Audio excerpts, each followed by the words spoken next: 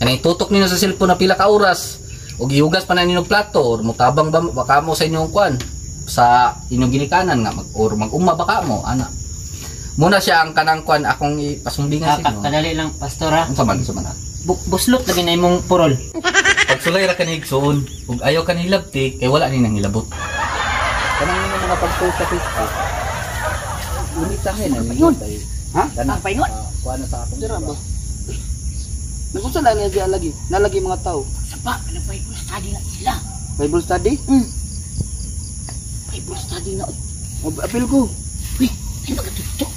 Apil, gani ko. Na. Wil ko Hindi pa ka dito na. Sus? Batahalan sa mabya ko.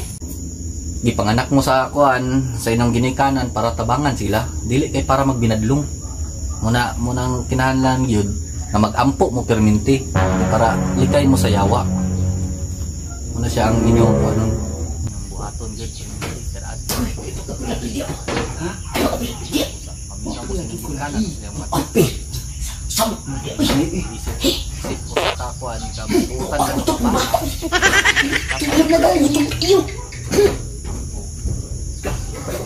O Ginoo, lungga mo mga pagampo, unta tagaan mi nimog himsog nga kalawasan, unta ang mga putot mutubo, ang mga gamay ipadako. Unta undangon na nimo ang gubat sa kalibutan. Tanan mapispol na. Tanan aruhay na. Tanan okay na. O Ginoo, tabangi kami tanan nga maayo sa usag-usa. Unta tagaan nag forever ang walay mga forever. Salamat Ginoo. Amen. Amen. Amen.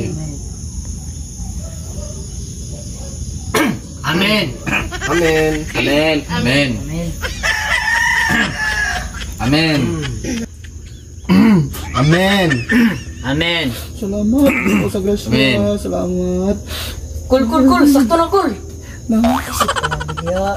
Ampura, galito na. Labi. Ampura.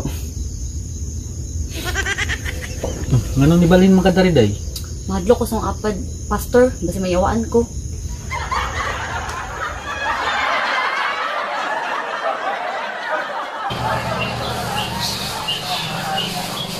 Uy. Ano pa ito? Aligo. Ligo. Niya, unsa man lang yung kamot, hindi putos.